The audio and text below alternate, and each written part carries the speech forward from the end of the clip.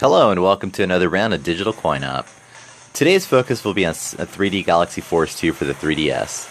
This is another of the Sega 3D Classics on the eShop and is also available in cartridge form as part of the Sega 3D Classics compilation. This game is a space rail shooter, and it was originally an arcade game running on Sega's whiteboard. This is another of Sega's famous superscalar games. These game types used to rule the arcade, and why not? In terms of looks, these kind of games emulating 3D effects were jaw-dropping in those days. And then on top of that, Sega used to make all kinds of deluxe cabinets that were basically rides. This title was released in 1988, but I didn't play it in arcade till a couple of years after that. What about the first Galaxy Force, you may ask? Well, it's like this. This is the first Galaxy Force, except with the 2 on it. You see, the original had 4 levels, where 2 has 6. However, this is the same game. It was merely a conversion kit that expanded the content. Sega did the same thing with Afterburner. So my first encounter with this game was in the early 90s, even possibly 1990. I saw this machine in Circus Circus in Las Vegas, and I had to play it. This looked amazing, and on top of that, it was a super deluxe cabinet, which is basically a cabinet with a lot of motion. It almost looked like a sit-down cabinet in a half gyroscope.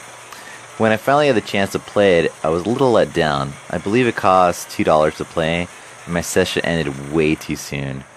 It was also a bit embarrassing since this cabinet is such a showpiece that it attracts the attention of everyone in the arcade, or at least it seemed that way. So when it's your first time and you're not doing too hot, and all these people are watching, it doesn't really lend itself as the best experience. As a kid, this just felt like really high pressure. Of course, now that I'm an adult, this doesn't really faze me anymore. But back then, it always seemed like you had to be good, like movies and magazines made the gamer scene look.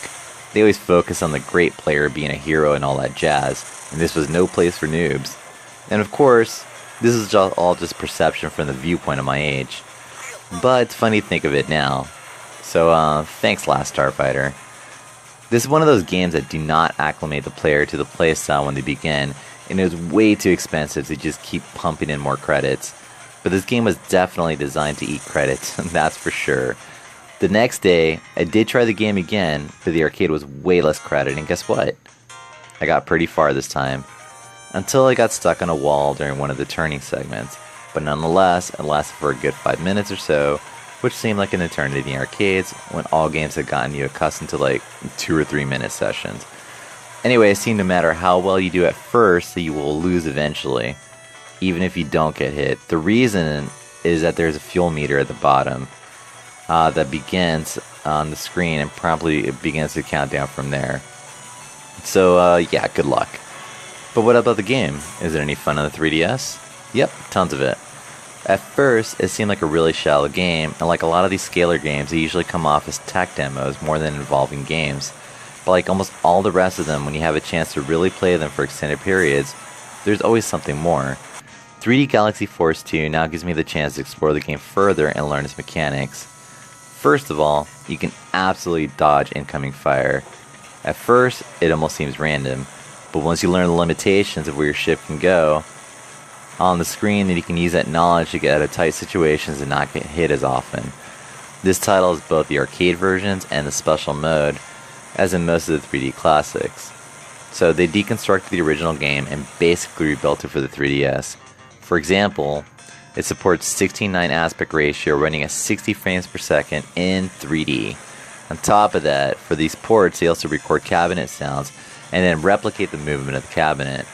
When you're in settings, there are all kinds of little settings you can fine-tune, and you can even make the game easier if that's your thing. These menus are always fun to fiddle with in the series since I want to see what they've done with each release.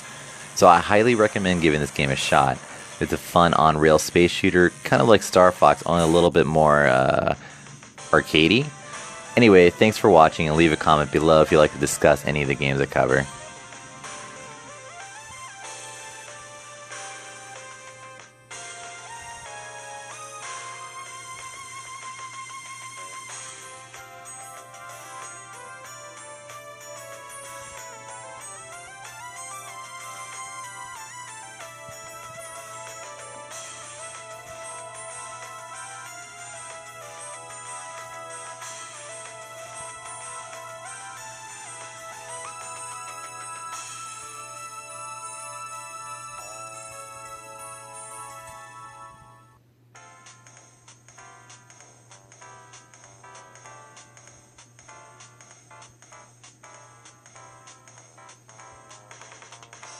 Roger.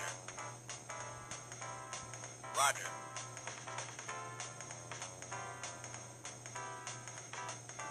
Roger.